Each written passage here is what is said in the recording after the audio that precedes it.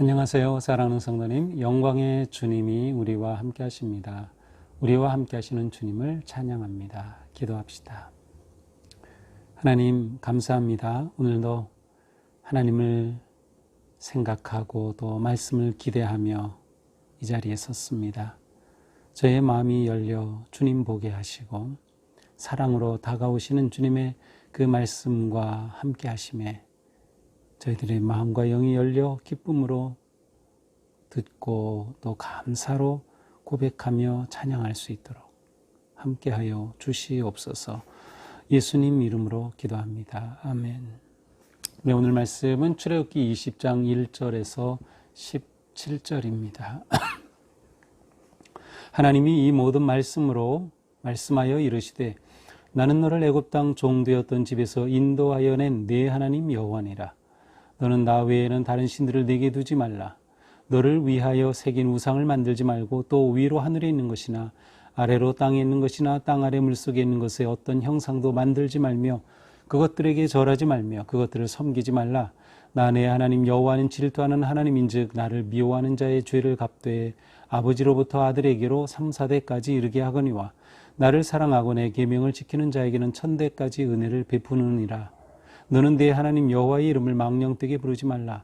여호와는 그의 이름을 망령되게 부르는 자를 죄 없다 하지 아니하리라. 안식일을 기억하여 거룩하게 지키라. 엿새 동안은 힘써 내 모든 일을 행할 것이나 일곱째 날은 내 하나님 여호와의 안식일인즉 너나 내 아들이나 내 딸이나 내 남종이나 내 여종이나 내 가축이나 내 문 안에 머무는 객이라도 아무 일도 하지 말라. 이는 엿새 동안에 나 여호와가 하늘과 땅과 바다와 그 가운데 모든 것을 만들고 일곱째 날에 쉬었음이라.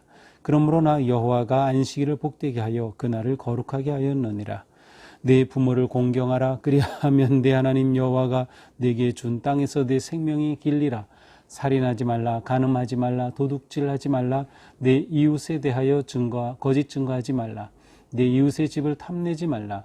내 이웃의 아내나 그의 남종이나 그의 여종이나 그의 소나 그의 낙이나 그의 무릇 내 이웃의 소유를 탐내지 말라. 아멘.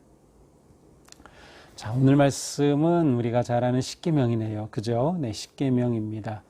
이제 하나님께서는 어제 본문에서 본 것처럼 모세를 통하여 모든 백성들을 시내산 기슭으로 부르시고 그곳에 아주 장엄한 모습으로 강림하셨습니다.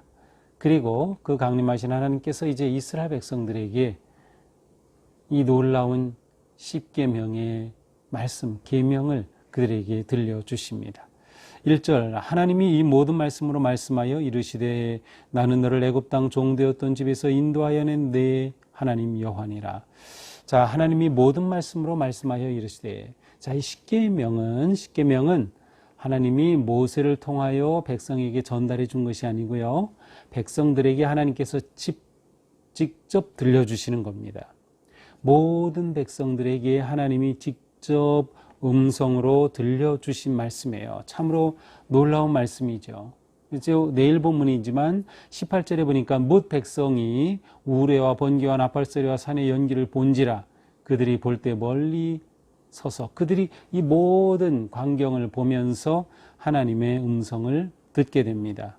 하나님이 말씀하시죠. 나는 너를 애굽 땅 종되었던 집에서 인도하여 낸 네 하나님 여호와니라. 여기 너는 단수로 되어 있지만 이스라엘 백성 전체를 너라고 부르시면서 그들을 향해 주시는 말씀이에요. 하나님이 어떤 하나님이셔요? 애굽의 종되었던 그들을 건져내셨어요. 그들은 놀라운 홍해를 건너는 그러한 경험을 했어요. 하나님께서 만나를 내려주시는 경험을 지금 하고 있어요. 그리고 그들에게 사랑으로 인도하여 주시는 그 하나님의 손길이 있음을 그들은 지금 잘 알고 있어요. 바로 그 하나님은 여호와시다라고 하나님께서 선포하십니다. 자, 그러면서 이제 십계명이 시작이 됩니다. 너는 나 외에 다른 신을 내게 두지 말라. 하나님 외에 어떠한 신도 허락되지 않는다는 거예요. 오직 하나님만이 참된 하나님, 하나님만이 참된 신이다. 하나님 외에는 다른 신을 내 앞에 두어서는 안 된다라고 말씀합니다. 자, 두 번째 계명 4절입니다. 너를 위하여 새긴 우상을 만들지 말고 위로 하늘에 있는 것, 아래로 땅에 있는 것, 땅 아래 물속에 있는 것에 어떤 형상도 만들지 말고 절하지 말고 섬기지 말라. 자, 이것은 어떤 우상, 어떠한 형상으로도 하나님을 형상화하지 말라는 겁니다. 신을 어떤 모양으로도 만들지 말라. 물론 그들이 가나안 땅에 들어갈 때 거기에는 많은 우상들이 있었어요. 신을 형상으로 생겨놓은 다양한 우상들이 있었어요. 그런데 여기에는 하나님을 형상으로 만드는 것도 포함이 됩니다. 너를 위하여 새긴 우상을 만들지 말라. 하늘에 있는 것, 땅 아래에 있는 것, 그 어떤 형상도 만들지 말라라고 하는 것이죠. 하나님은 5절에 보니까 질투하는 하나님이다. 나를 미워하는 자의 죄를 갚을 것이다. 자, 형상을 만들고 그것에 절하고 그것을 섬기지 말라. 그때 하나님의 마음에 질투심이 일어난다는 거예요. 하나님께서는 그렇게 사랑하는 마음으로 우리를 돌보신다는 거예요. 하나님께서는 이렇게 사랑하는 마음으로 그들에게 계명을 주시는 거예요.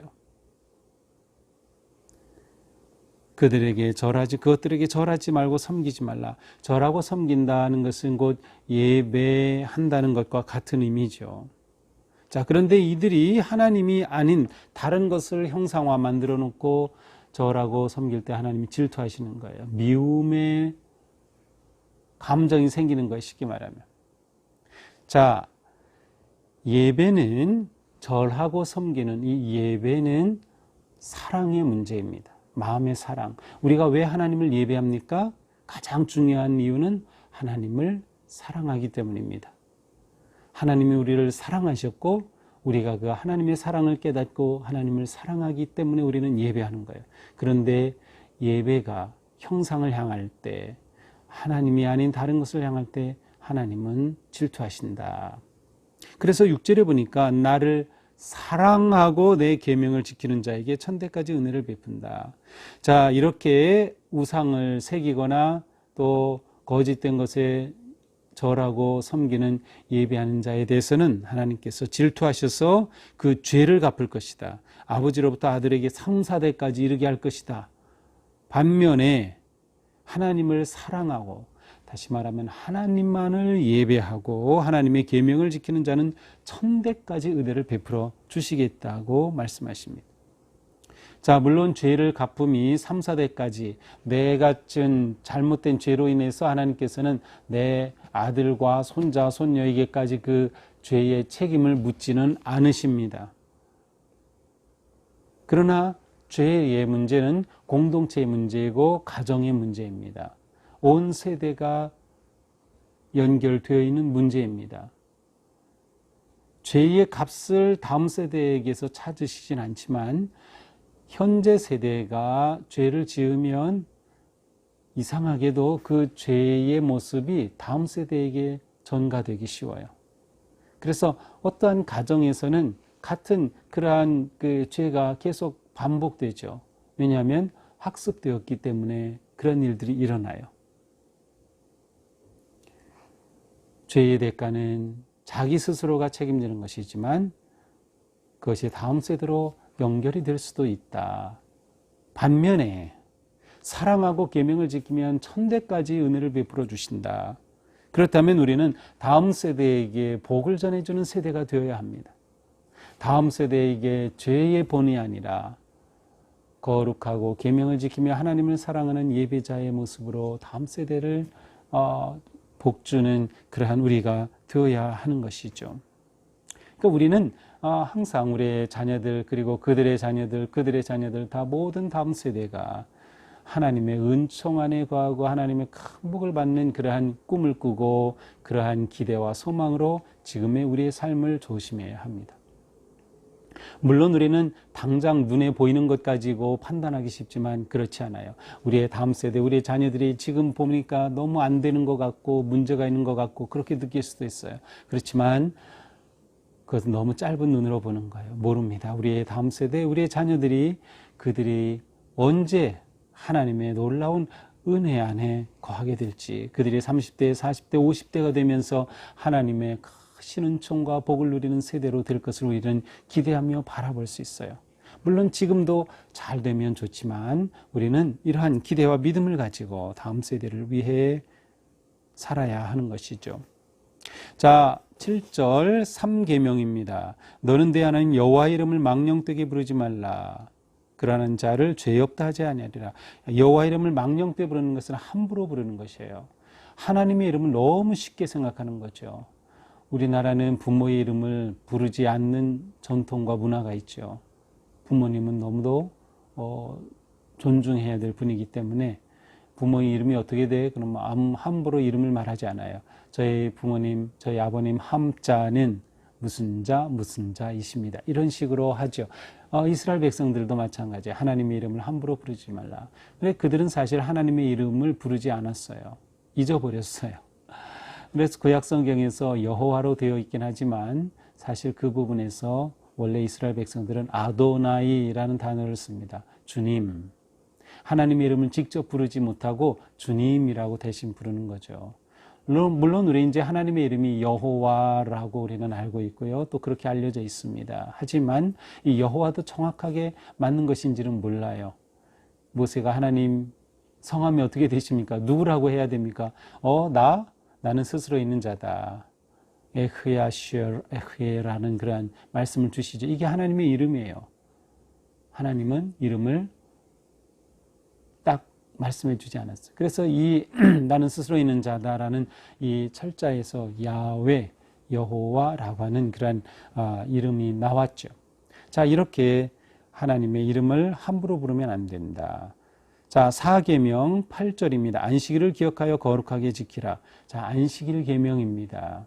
이 안식일 계명 정말 중요하죠. 이스라엘 백성들은 지금도 안식일 계명을 철저하게 지킵니다. 성지순례에 가보면 안식일이 되면 엘리베이터도 움직이지 않습니다. 식당도 운영하지 않아요. 거리가 차가 한 대도 없습니다. 물론 거리를 다니는 차, 그거는 이스라엘 사람들이 아니라 아랍 사람들의 차겠죠. 그 정도로 안식일을 지키고 있어요. 자, 그런데 안식일을 지키는 이유가 무엇입니까? 11절에 보니까 엿새 동안에 여호와가 하늘과 땅과 바다와 그 가운데 모든 것을 만들고 일곱째 날에 쉬었습니다. 이 출애굽기에서는 십계명에서 안식일 계명을 무엇과 연결시키냐면 하나님의 창조와 쉼과 연결시킵니다. 하나님께서 엿새 동안 일하시고 일곱째 날에 쉬셨으므로 너희도 안식해야 한다. 안식의 뜻은 멈춤입니다. 멈춤. 하던 모든 일들이 딱 정지하는 것입니다. 멈추는 것이에요. 전적으로 하나님만 의지하고 하나님만 바라보는 것이죠.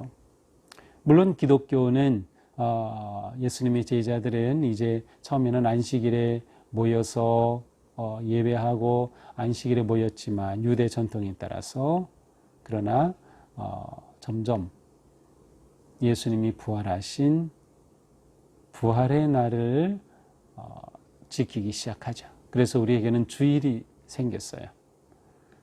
주님의 부활의 그 놀라우신 은혜를 감사하고 찬양하며 주님을 예배하는 날이 되었죠. 그러니까 우리가 이 주일을 잘 지킨다는 것은 정말 중요한 것입니다. 목숨 걸고 지켜야 할 아주 중요한 것이죠.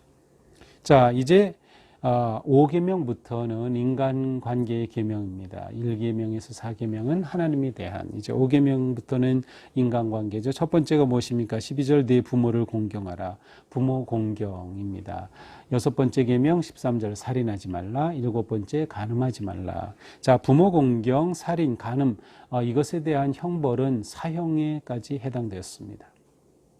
부모 공경하지 않으면 그것은 사형감이었어요. 쉽게 말하면 출애굽기 21장 17절에 가서 보면 이런 말씀이 있어요. 자기 아버지나 어머니를 저주하는 자는 반드시 죽일지니라. 살인하지 말라. 살인한 사람은 역시 죽임을 당하게 돼 있어요. 물론 의도적으로 살인이 아니라 과실치사가 있을 수 있죠. 그래서 이제 나중에 우리가 보겠지만 과실치사한 사람들을 위해서는 도피성이 있어서 그것에 피하여 목숨을 건질 수가, 보존할 수가 있었어요. 간음하지 말라. 하나님이 허락하신 부부 외의 어떤 관계를 금하는 것이죠. 이것을 어겼을 경우에는 돌로 쳐서 죽이기까지 했죠. 이 세 계명은 사형에 해당하는 그러한 벌을 받습니다. 자, 그 다음 8계명 도둑질하지 말라. 9계명 이웃에 대하여 거짓 증거하지 말라. 거짓말하지 말라. 10계명 이웃의 집을 탐내지 말라. 그러면서 이웃의 아내, 여종, 남종, 소, 나귀, 이웃의 소유를 탐내지 말라. 특별히 마지막 10계명에서는 탐내지 말라, 마음의 문제를 다루고 있어요. 탐심. 사실은 이 탐심으로부터 도둑질도 하게 되고 간음하게 되고 다른 일들이 일어나죠. 그래서 탐심이 죄를 낳는다. 그래서 야고보 사도는 그 1장에서 이 탐심이 가져오는 죄의 큰 문제를 분명히 지적하고 있습니다.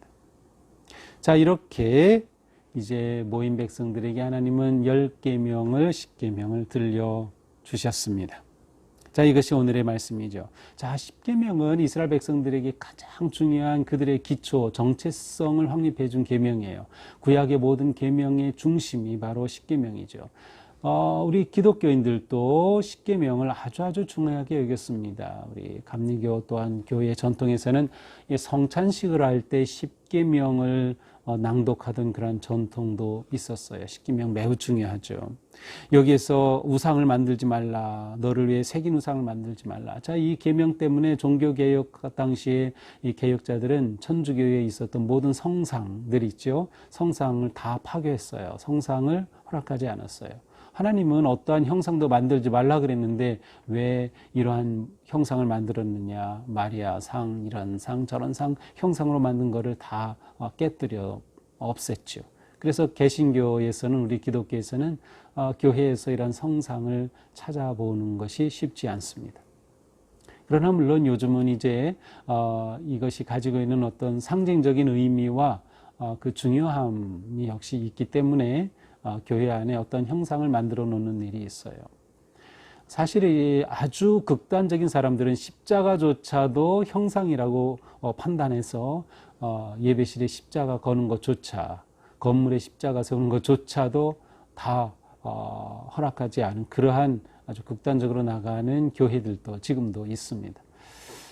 하지만 우리에게는 이러한 그 형상이 우상과 연결된 그러한 잘못된 신앙으로 갈 수 있는 것이죠. 특히 우리 그 민속적인 그런 무속 신앙에서는 다 형상을 향해서 절하죠. 나무든 돌이든 뭐 숲이든. 그래서 이러한 것들이 우리 한국인의 정서에는 깊이 박혀 있는 것 같습니다. 자, 우리는 오늘 말씀을 보면서 첫째로 왕은 한 분뿐이다. 이것이 우리에게 분명해야 합니다. 왕은 한 분뿐이다. 하나님은 우리에게 오직 한 분, 여호와 하나님밖에 없습니다. 다른 신을 절대로 둘 수 없습니다. 그러나 우리도 모르게 하나님보다 더 중요하게 여기는 우상을 스스로 만들 위험에 언제나 처합니다. 때로는 재물이 우상이 될 수도 있고, 명예가 우상이 될 수도 있고, 권력이 우상이 될 수도 있고, 또 흔히 자녀가 우상이 될 수도 있다고 말합니다. 하지만 우리가 정말 자녀를 사랑하는 마음이 지극한 것은 잘못된 것이 절대로 아니에요.